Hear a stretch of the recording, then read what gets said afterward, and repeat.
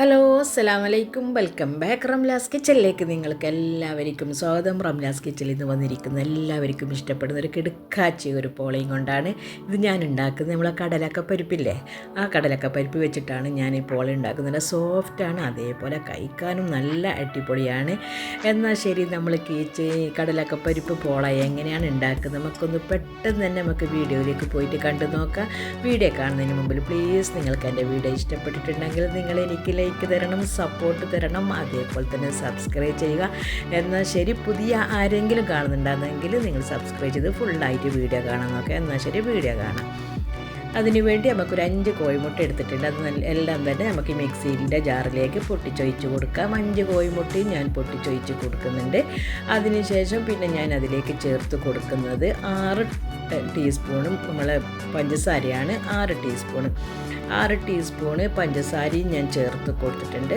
അതിനുശേഷം ഞാനൊരു 3 ഏലക്കായും, ഏലക്കായും ഞാൻ പൊടിയൊന്നല്ല, അങ്ങനെ തന്നെ മുതുമനായിട്ട് തന്നെ ഇട്ട് കൊടുത്തതാണ് ഫുള്ളായിട്ടുള്ളത്. ഏലക്കായും ചേർത്ത് കൊടുത്തതിന് ശേഷം പിന്നെ ഞാൻ അതിലേക്ക് ചേർത്ത് കൊടുക്കുന്നത് 1 ടേബിൾ സ്പൂണോളം നമ്മളെ മിൽക്ക് പൗഡർ, പാൽപ്പൊടിയാണ്. നല്ല മിൽക്ക് പൗഡറും ചേർത്ത് കൊടുത്തതിന് ശേഷം പിന്നെ ഞാൻ അതിലേക്ക് ചേർത്ത് കൊടുക്കുന്നത്, ഞാൻ ഒരു 3-4 മണിക്കൂറോളം നല്ലതുപോലെ കഴുകിയിട്ട് നമ്മൾ പിന്നെ ഓവർനൈറ്റല്ല 3-4 മണിക്കൂർ തന്നെ ഞാൻ വെള്ളത്തിൽ സോക്ക് ചെയ്ത് വെച്ച് ഒരു വിസിലിട്ടിട്ട് വേവിച്ച കടലക്കപ്പരിപ്പാണ്. ഇത് ഒറ്റ വിസിലാണ് ഞാൻ ഇട്ട് കൊടുത്തത്. വേവിച്ച് തണുത്തതിന് ശേഷമാണ് ഞാൻ ഇത് അരക്കുന്നത്. ഇതിൽ നിന്ന് 1/4 ഭാഗം നമ്മൾക്ക് ഈ മിക്സിൻ്റെ ജാറിലേക്ക് ഇതിലേക്ക് ചേർത്ത് കൊടുക്കുക. അത് മുട്ടൻ്റെ കൂട്ടിലേക്ക് ചേർത്ത് കൊടുക്കുക. ഒരു 2 ടേബിൾ സ്പൂൺ അതവിടെ മാറ്റി വെക്കണം. അത് നമുക്ക് പിന്നെ വേണം.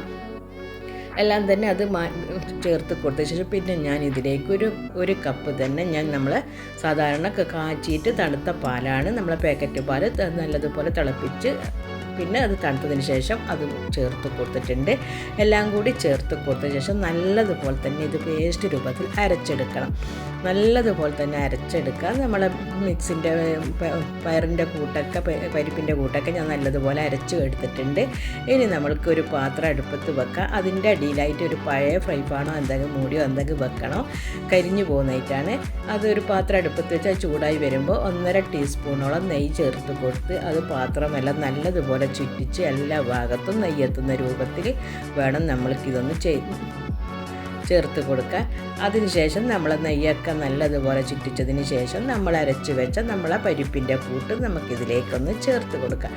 ഞാനിതൊരു 45 മിനിറ്റോളം വെച്ചിട്ടാണ് ഞാൻ ഈ പോള ഉണ്ടാക്കിയത്. ചെറിയ തീയിൽ വെച്ചിട്ടാണ് ഞാൻ പോള ഉണ്ടാക്കിയത്. ഒരു പകുതി ആയപ്പം തന്നെ നമ്മൾ ഇതിലേക്ക് ഒഴിച്ച് കൊടുത്ത് നമുക്ക് അടച്ചിട്ട് നമുക്കൊന്ന് വേവിക്കാം. ഒരു 10-15 മിനിറ്റൊക്കെ കഴിഞ്ഞപ്പം ഞാനത് തുറന്ന് നോക്കിയിട്ടുണ്ടായിരുന്നു. അപ്പോൾ അതിൻ്റെ മുകളിൽ ഒന്നിങ്ങനെ ആറി വരും. ആ മുകളിലേക്ക് ആറി വരുന്ന ടൈമിന് നമ്മളെടുത്ത് വെച്ച ഒരു 2 ടേബിൾ സ്പൂണോളം എടുത്ത് വെച്ച നമ്മളെ പരിപ്പ് ഉണ്ടായിരുന്നു, അരക്കാത്ത പരിപ്പ്. ആ പരിപ്പ് മൊത്തത്തിലായിട്ട് ഇതിൻ്റെ മുകളിൽ ഇങ്ങനെ ഇട്ട് കൊടുക്കാം. അത് ഇട്ട് കൊടുത്തു കഴിഞ്ഞാൽ നമ്മൾ പോള കഴിക്കുമ്പോൾ ഇടയിൽ കൂടി ഇത് കടിക്കാൻ നല്ല ടേസ്റ്റാണ്. ഇതിൽ വേറെ കിസ്മിസോ അതേപോലെ തന്നെ കാഷ്നട്ടോ ഒന്നും തന്നെ ഞാൻ ചേർക്കുന്നില്ല. അത് പക്ക പരിപ്പിൻ്റെ മാത്രം ടേസ്റ്റ് മാത്രമേ ഇതിലുണ്ടാവും.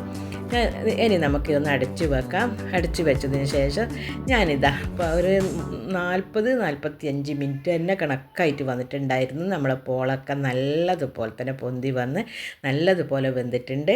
ഇനി നമ്മൾക്കിതൊന്ന് ഓഫാക്കി വെക്കാം. ഓഫാക്കി വെച്ചതിന് ശേഷം നമ്മൾക്ക് ഇതിൻ്റെ അടിഭാഗത്തെ പോലെ മേലെ ഭാഗം ഒന്നൊരു ചെറിയതായിട്ടൊന്ന് മാറ്റുമ്പോൾ അതൊരു ഈർപ്പുണ്ടാവും, അതൊന്ന് മാറ്റിയെടുക്കാൻ വേണ്ടിയാണ്. അതിന് വേണ്ടി ഒരു ഫ്രൈ പാൻ എടുത്ത് അടുപ്പത്ത് വെച്ച് അതിലേക്ക് ഒരു 1/2 ടീസ്പൂണോളം ഞാൻ നെയ്യ് ഒഴിച്ച് കൊടുത്തിട്ടുണ്ട്. അതും നല്ലതുപോലെ തന്നെ ഫ്രൈ പാനിൻ്റെ എല്ലാ ഭാഗത്തും എത്തുന്ന രൂപത്തിൽ നല്ലതുപോലെ തന്നെ ഇതേപോലെ ചുറ്റിച്ചെടുക്കണം. ചുറ്റിച്ചെടുത്തതിന് ശേഷം നമ്മളെ പോള നമുക്ക് അതിലേക്ക് ചേർത്ത് കൊടുക്കാം. നിങ്ങൾ കാണുമ്പം തന്നെ തോന്നില്ല, അടിപൊളി എന്ന് പറഞ്ഞാൽ അതേപോലെ നല്ല സോഫ്റ്റായിട്ടുള്ള പോളയാണ്.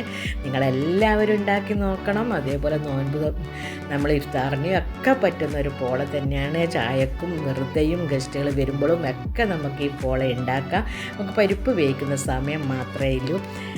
എന്നാൽ ശരി, നിങ്ങൾക്ക് എൻ്റെ ഈ കടലക്കപ്പരിപ്പ് പോള നിങ്ങൾക്ക് ഇഷ്ടപ്പെട്ടിട്ടുണ്ടെങ്കിൽ നിങ്ങളെല്ലാവരും കമൻറ്റ് ചെയ്യണം. അതേപോലെ തന്നെ നിങ്ങൾ ആരെങ്കിലും കാണുന്നവരുണ്ടെങ്കിൽ സബ്സ്ക്രൈബ് ചെയ്തിട്ട് വീഡിയോ കാണാൻ വേണ്ടി നോക്കാം. കാണുന്നവർ ഫുള്ളായിട്ട് വീഡിയോ സ്കിപ്പ് ചെയ്യാതെ കാണാം. നല്ലതുപോലെ തന്നെ നമ്മൾ പോളയൊക്കെ നല്ലതുപോലെ എല്ലാം ഒരു പ്ലേറ്റിലേക്ക് ഞാൻ ആക്കി വെച്ചിട്ടുണ്ട്. ഇനി കുറച്ചൊന്ന് തണുത്തതിന് ശേഷമാണ് ഞാനിതൊന്ന് കട്ട് ചെയ്തിട്ട് നോക്കട്ടെ. കട്ട് ചെയ്തപ്പം തന്നെ നോക്കണം, നല്ല അടിപൊളിയായിട്ട് നല്ല സോഫ്റ്റ് ആയിട്ടുള്ള പോള തന്നെയാണ് കിട്ടിയിരിക്കുന്നത്. എന്നാൽ ശരി, വീണ്ടും നമുക്കൊരു നല്ലൊരു വീഡിയോ ആയിട്ട് തന്നെ ഞാൻ പെട്ടെന്ന് തന്നെ ഞാൻ വരുന്നതായിരിക്കും. എല്ലാവരോടും ഞാൻ അസ്സലാമലൈക്കും. Thank you.